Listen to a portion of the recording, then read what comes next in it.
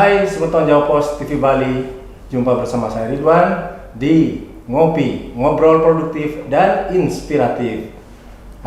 Kita ngobrolin soal produk minuman ya. Tentu saja kita harus tahu dari mana produk itu dibuat, kemudian seperti apa produk itu dibuat, terutama produk minuman yang harus kita konsumsi setiap hari. Karena hari ini, di era sekarang ini kita juga banyak menjumpai sebuah produk-produk yang aspal istilahnya, asli tapi palsu. Misalnya saja madu, namanya saja madu, tapi rasanya gula. Nah, kita akan ngobrolin masalah ini. Kebetulan di sini kita akan membahas khusus spesial mengenai madu Thalita. Di studio kami sudah hadir seorang owner atau CEO dari madu Thalita. Beliau adalah Bapak Profesor Dr. Haji Nuryanto SHMH, dan di mana beliau adalah seorang lawyer sesungguhnya dan meraih sebuah gelar profesornya dari Bodhisastra Florida, Amerika Serikat. Selamat datang Prof, selamat siang. Selamat siang Pak Ridwan, sehat-sehat ya? Iya sehat, Alhamdulillah. Prof, apa kabar Prof? Baik. Baik Prof ya? Sehingga bisa kemari. Prof, kita akan ngobrolin soal madu Thalita. Nih profesor ini kan sebetulnya kesehariannya kan seorang lawyer ya, seorang pengacara yang malang melintang menangani masalah hukum, kemudian peradilan di mana-mana. Bahkan sebagian besar waktunya profesor ini habis di hukum, di masalah-masalah hukum. Profesor juga seorang konsultan hukum, dosen juga di sejumlah universitas. Nah, tiba-tiba profesor sekarang mengurus atau membuat sebuah perusahaan yang namanya madu Thalita. Bagaimana ceritanya nih, Bro? Terima kasih ya. Jadi ini ceritanya panjang. Oh gitu, ya. Siap. Tapi singkatnya begini. Kebetulan saya itu diberikan amanah menjadi Ketua Umum Himpunan Pengusaha Nahdiyin. Ketua Umum Himpunan Pengusaha Nahdiyin, NU ya? Nahdiyin, ya, Nahdiyin, ya. Di Bali ya. Ya. Jadi satu ketika kita itu ada kunjungan ke Karangasem. Ke Karangasem. Ya, di masjid di Karangasem Bali ya. Timur ya. Ya. Baik. Nah, pada waktu itu sehabis saya kasih pencerahan, tiba-tiba ada salah satu anggota yang mengatakan bahwa saya itu selalu rugi dalam berternak madu. Si petani yang ya. Saya bilang kenapa? Karena pada saat panen itu nggak ada yang beli, kalaupun ada harganya murah, sehingga ongkos produksinya dengan hasil panennya itu tidak sebanding. Berarti petani ini ternak ya? Ya, ternak. Jadi saya pikir ya sudah, saya harus cari solusi toh. Kata anggota. Nah, jadi saya asal aja. Kesana sebenarnya tidak mau ngurus madu ya? Bukan mau. Jadi saya bilang ya sudah. Kalau gitu nanti saya coba memasarkan. Pasarkan aja, kirim aja kan gitu. Ya tapi namanya ya biasalah petani, peternak lebah. Itu ada opportunity toh. Ya tanpa saya tahu dia kirim madu itu ke kantor kan gitu. Lihat ada kesempatan permintaan. Saya pikir saya bingung juga ini. Ini madu ini mau diapain kan gitu. Saya juga susah ini.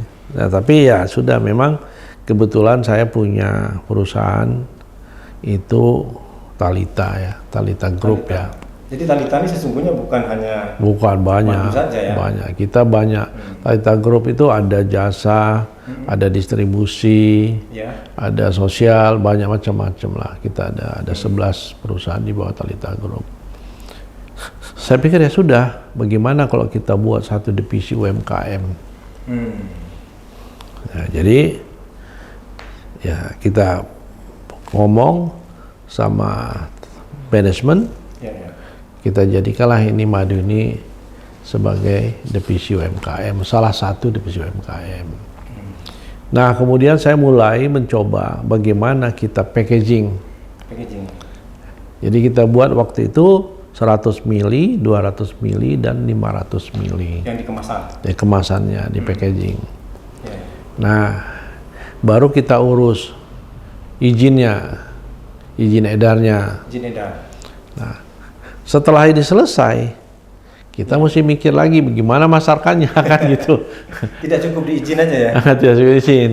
Bagaimana pasarnya ada nggak nih? Nah, jadi semua itu pertama sosialisasikan kepada majelis-majelis taklim. Di lingkungan komunitas. Ya, komunitas. Ya. Jadi supaya orang itu mengenal dulu madu talita, sosialisasi. Alhamdulillah pelan-pelan sudah mulai dikenal di masyarakat majelis taklim. Baru saya coba ke beberapa modern market.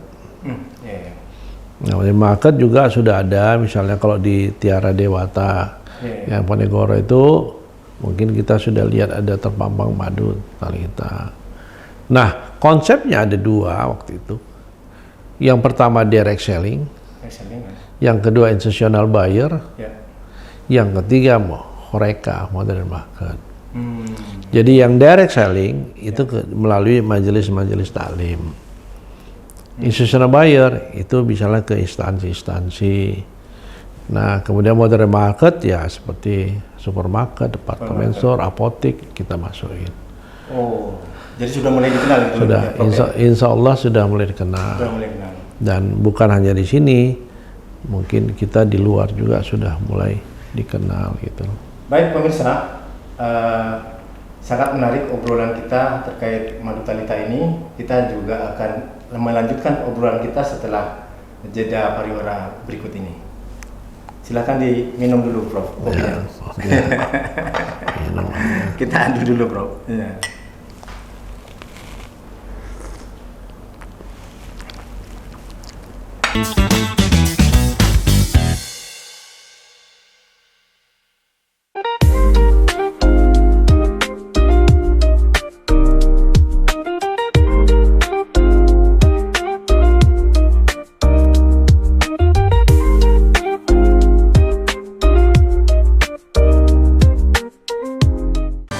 Menyajikan berita seputar Nusantara, dari politik, kriminal, hingga budaya. TNI Angkatan Laut terus berupaya membongkar pagar laut yang berada terhadap seorang anak berusia 14 tahun. Mengadakan pertemuan dengan utusan khusus Presiden bidang. Saksikan Beranda Nusantara Senin sampai Sabtu pukul 11 WITA hanya di Jawa Pos TV Bali.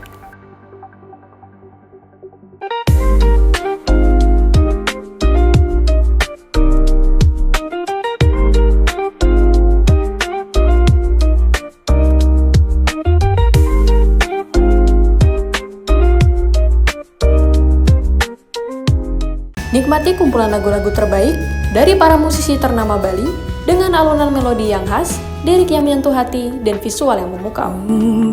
Yang dadi Kembali Baliku.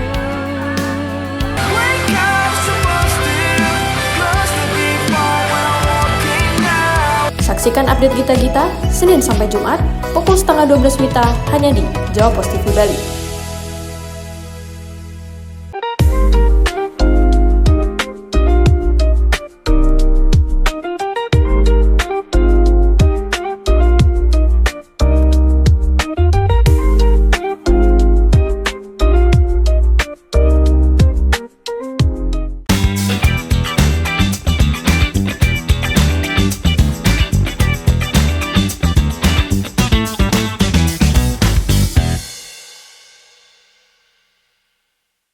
Baik pemirsa, kita lanjutkan obrolan kita dengan Bapak Profesor Haji Nuryanto selaku CEO Madu Talita.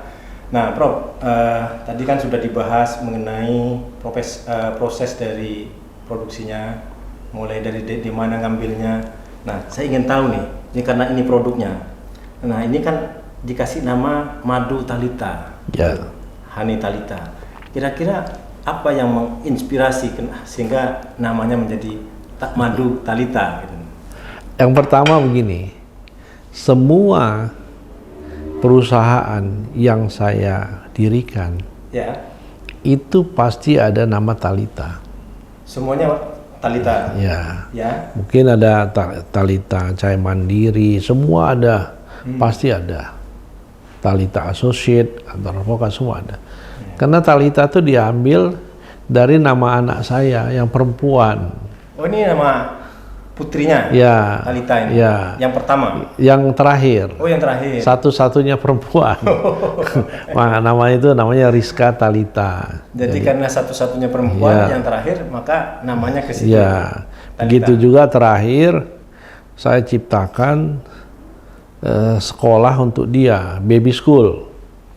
Jadi begitu dia punya anak, saya berpikir kita bagaimana kalau buat baby school gitu. Ada namanya Bintang Kecil, Talita Bintang Kecil, ada baby itu school. Sekolah, baby school. Iya. Jadi semua ada Talitanya juga ya? Ada Talita, semua dalam di bawah naungan Talita Group gitu. Baik. Ya. Oh, itu jadi alasan kenapa Talita itu ya. Ya, Prof. Ini kan menarik ya. Kita bicara soal madu. Dan produk madu saat ini kan sangat banyak, Prof ya. Ya. Ada madu hutan, katanya ada madu Sumbawa dan lain-lain. Nah, kalau kita boleh tahu nih, Profesor jelaskan perbedaan madu Talita dengan madu-madu yang lain ini kira-kira ada nggak, Prof? Begini ada. Jadi gini, kalau kita bicara tentang madu, banyak yang kita lihat bahwa kalau dia dimasukin ke kulkas, misalnya dia tidak bisa kental, misalnya kan itu, misalnya contoh. Nah, menimbulkan endapan. Ya, atau madu ini kenapa manis gitu. Memang kalau dibilang itu hanya apa ya, istilahnya pendapat orang aja gitu. Yang madu itu kalau masukin ke kulkas bisa jadi kental juga. Karena ya kalau kita lihat madu itu ada 3. Yang seperti Pak Ridwan bilang tadi, ada madu hutan. Berarti madu itu dia tidak diternak. Asli dari alam hutan. Ya, jadi dia di alam, dia buka sarang, habis itu nanti di sarang itu diambil kan gitu. Jadi biasa orang pakai diasap dari bawah, lebahnya lari baru diambil kan itu biasanya. Tapi kalau kita madu ternak, memang kita ternakkan. Nah, ada lagi satu madu yang dia hinggap di batu-batu gitu loh. Tapi lebah juga? Lebah juga. Nah, jadi memang itu kalau dibilang tergantung madu hutan, madu ini. Iya. Umumnya lebah itu kan dicari pohon-pohon yang ada. Kalau di batu ini cari apa? Iya kan, biasa kan kalau di Arab sana malah dari batu di batu-batu itu dia buat sarangan gitu toh. Nah, jadi kalau kita lihat, jadi sebenarnya yang dibilang madu hutan, madu sama aja, misalnya ayam hutan, ayam piaraan kan gitu toh. Nah, itu tapi kita mesti lihat kandungannya juga. Kandungannya itu dari apa makanan yang itu diberikan. Kalau produknya Talita bagaimana polanya? Jadi kita peternakannya kita memang apapun alasannya kita lihat, ada kita kasih buah lengkeng atau kita kasih bunga matahari, ya tergantung apa yang musim pada waktu itu. Tergantung musimnya ya? Ya, musimnya tergantung ada musim apa gitu loh. Tapi yang jelasnya tetap dia madu. Madu asli ya. Cuman ya itu tadi. Dari juga kita lihat ada bilang kalau ini kok encer, kok kental. Itu tergantung kasih makanannya itu tadi. Iya. Kalau karakter madu Talita ini bagaimana, Prof? Kita madunya itu ya, kita karakternya itu ya saya bilang tadi. Kita lihat musim apa pada saat itu. Itu yang kita berikan. Ada yang kalau musim lengkeng atau musim apa gitu loh. Nah, tapi itu mempengaruhi rasa kalau dibilang mempengaruhi pasti ya. Tetapi gitu ya. Tapi tidak terlalu. Tidak terlalu ya. Tidak terlalu ya, tapi pasti ada.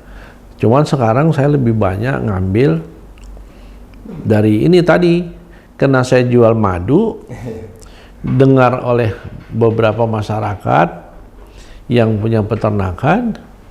Nah, karena saya bertanggung jawab terhadap UMKM, karena ada HPN, Himpunan Pengusaha Harian tadi, mau nggak mau banyak yang saya mesti ambil. Iya. Baik, sekarang dari Pati juga datang, dari Kudus. Iya. Dari luar Bali ya? Dari luar Bali, dari Kudus.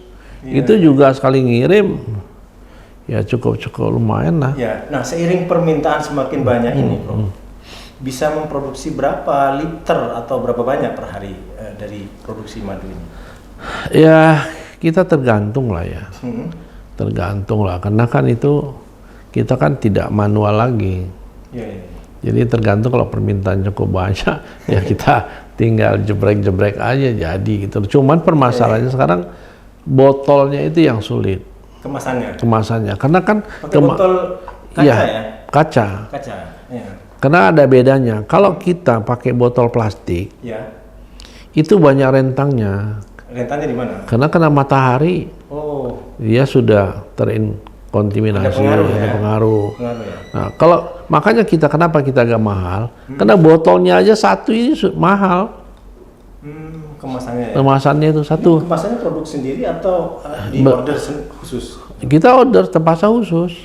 Karena untuk cari botol ini yang persegi ini, nggak semua distributor botol yang jual, mesti kita pesan dulu. Ngobrolin mahal, tapi kok di sini harganya murah-murah nih, Prof. Gimana? Ya, karena kan ini kan sosialisasi. Ini kan kita utamakan itu untuk kemaslahatan umat. Iya. Karena bagaimanapun selama ini kan madu itu dianggap barang mewah. Iya. Kan barang mewah. Jadi gimana kita mensosialisasikan? Iya. Baik, Prof, semakin menarik ya obrolan kita terkait madu Thalita, karena tadi dibilang bahwa produk madu ini harus memiliki dampak kepada masyarakat langsung dan UMKM dan lain-lain. Nah, kita akan obrolkan lebih lanjut setelah jeda komersial berikut ini.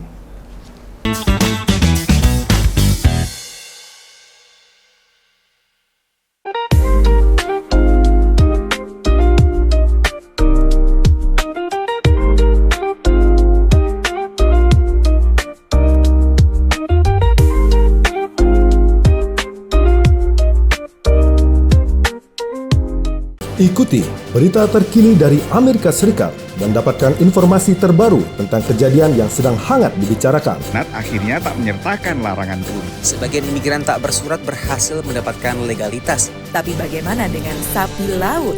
Ada setidaknya 3 isu utama yang mereka suarakan.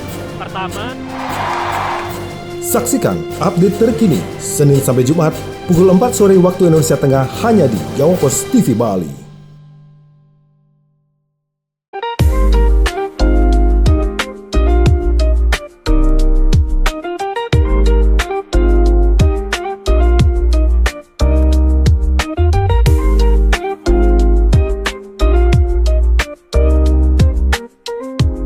ikuti petualangan seru dan menambah wawasan.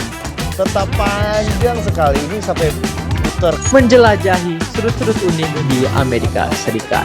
Jadi kita katakan itu Cincinnati semakin berkembang ya di Amerika Serikat. Dan mereka menunjukkan, aduh aku porsinya gede banget. Saksikan Vlogger on the Road setiap Sabtu pukul 4 sore waktu Indonesia Tengah. Hanya di Jawa Post TV Bali.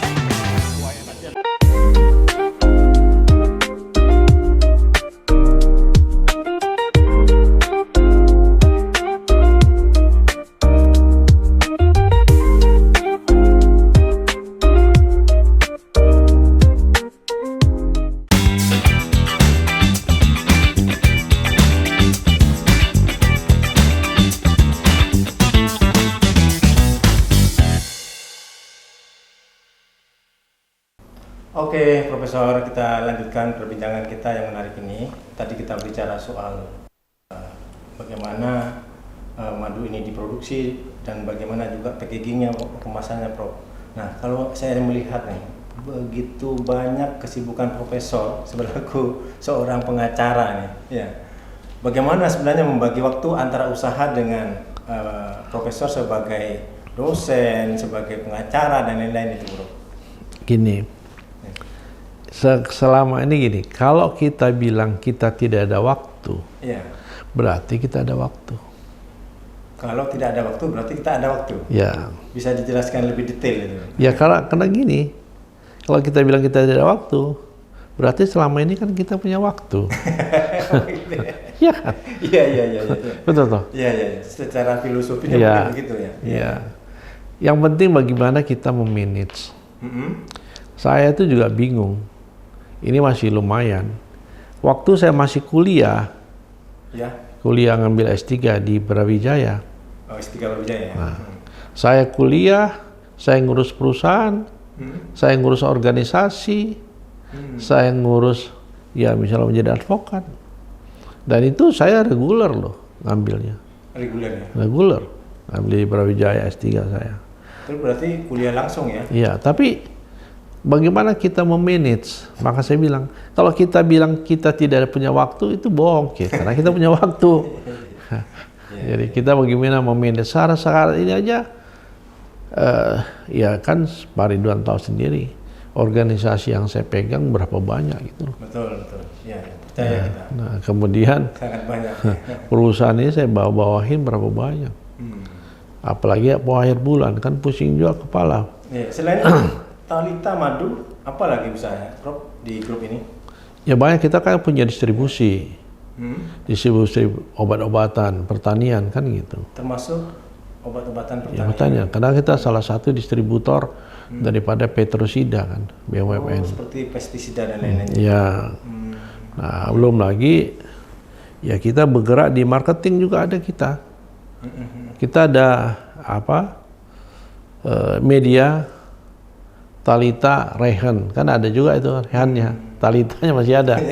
Nah itu kita ada podcastnya, ada media marketingnya. Di bidang media juga ya? Nah, banyak hal yang itu, yang contoh lah. Dari sekian banyak usaha ini, sudah mampu menampung berapa pekerja kira-kira? Ya lumayan lah. Lumayan ya. Dan kita punya cabang kan banyak, ada di cabang di NTB, ada cabang di NTB ada, dan kita punya kantor juga di Jakarta kan. Kantor Talitanya atau Talita Group saja ya. Iya. Jadi ya itu kan semuanya perlu pemikiran, perlu waktu.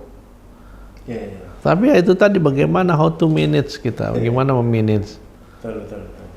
Prof, dari sekian banyak madu yang varian ini, madu mana yang paling disukai oleh pasar, Prof? Yang 200. Yang 200 maksudnya yang kayak apa? 200 gram ini. Seperti ini?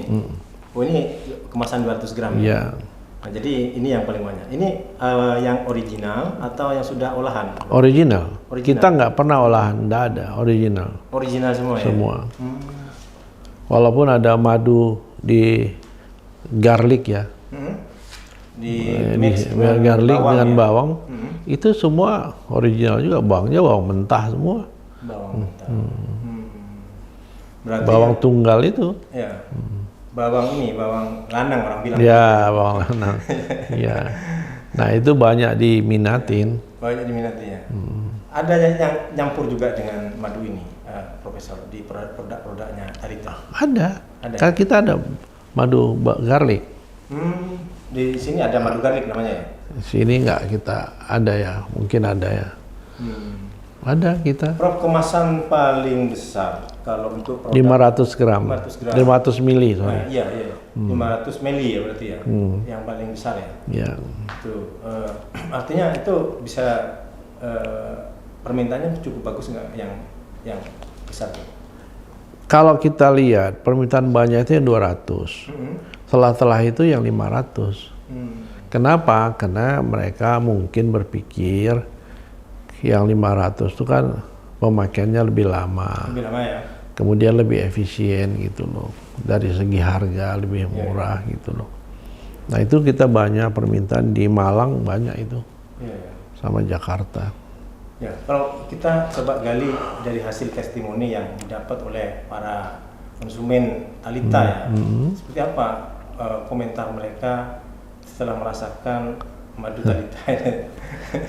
Nanti kalau saya ngomong katanya kecap nggak ada nomor 2, semuanya nomor 1 kan gitu. Tidak masalah. Forum ini memang untuk jualan kecap. Oh gitu ya. Ya, tapi biasanya sampai alhamdulillah sampai sekarang tuh nggak ada yang komplain. Dan repeat order terus jalan. Dan ada satu ya yang saya lihat, yang itu ada klien saya di Malang itu. Dia udah coba madu lain, kan pengiriman dari Bali ke Malang itu kan kadang-kadang lama nih ya, maksudnya lama. Tiba-tiba madunya habis. Dia nggak mau beli madu lain, tetap maunya madu Thalita gitu. Madu Thalita. Nah, saya juga nggak ngerti. Tidak ada komplain juga terkait misalnya perubahan rasa dan lain-lain itu ya? Nggak, karena itu kan taste-nya tuh sedikit saja kan bedanya. Ini kalau misalnya disimpan dalam suhu dingin, bermasalah atau tidak? Oh, enggak ada. Karena ada yang merekomendasi kalau simpan madu jangan di freezer atau apa? Enggak ada. Itu anapomeo saja itu. Yang maksudnya misalnya madu, kalau madu asli misalnya semut itu nggak akan datang itu misalnya. Ya nggak mungkin lah, madu orang manis nggak mungkin kan didatangi semut. Cuman mungkin kita lihat semutnya itu banyak apa tidak. Kenapa? Karena kalau dia madu, walaupun manis dia mengandung asam kan. Asam itu yang semut itu tidak mau. Yang asam ya. Kalau ini ada nuansa asamnya madu Thalita ini? Semua madu pasti ada asamnya. Gak mungkin enggak. Sebentar Bro, tadi Profesor bilang bahwa produk madu ini diambil dari pedesaan di Karangasem. Apakah hanya di Karangasem? Di Karangasem, Singaraja. Oh, ada juga Singaraja. Ada. Oh, Singaraja dari mana, Prof? Aduh, lupa saya namanya. Iya. Tapi itu terus rutin melakukan ya, supply. Kita lakukan terus supply. Tapi yang lebih rutin itu dari Kudus. Itu kita order nggak kita order, dia kirim aja itu. Dari Kudus ke Bali. Iya. Bahan bakunya. Habis itu tinggal langsung tolong transfer. Oh. Tidak ada order pun bisa dikirim. Bisa dikirim. Ya, karena komitmen kita itu adalah bagaimana membantu petani-petani, peternak-peternak madu. Ya, jadi kalau memang ya paling kita telepon, gimana? Ya. Prof sambil minum kopinya, Prof. Oke. Wah, ini cocok ini. Ya, cocok ya. Kopi. Apalagi kopinya isi madu, Prof. Ya. Tapi enak juga. Tapi suka madu asli? Suka. Wah, iya. Bahaya. Tapi enggak suka di madu. Oh, gitu ya. Prof, ini karena kita sudah hampir di ujung acara, jadi mungkin Profesor ingin ada yang sampaikan, apa yang ingin disampaikan sebagai sebuah produk usaha yang bisa menginspirasi kepada pemirsa, Prof. Saya itu hanya pointernya adalah bahwa pada saat obat yang paling baik itu adalah madu. Karena juga di Al-Quran ada namanya ya. Nah, itu madu. Ya. Nah, yang kedua, madu itu sekarang bukan barang mewah. Jadi sudah banyak diproduksi. Ya. Ya, jadi jangan takut minum madu. Nah, yang ketiga, jagalah kesehatan dengan setiap hari 1 sendok minum madu. Cukup. Sampai sekarang saya di tumbler saya itu kalau saya itu ada air, saya pakai jeruk nipis ya, itu campur madu itu, gulanya tetap madu. Sampai sekarang itu ada staf saya namanya Siti Markona, dia buat madu. 1 sendok 1 hari ya? Ya tetap bisa minimal. Bisa campur air nggak? Ya saya kan campur air itu. Campur air ya? Bisa buat jeruk, dikasih air, gulanya madu tadi itu.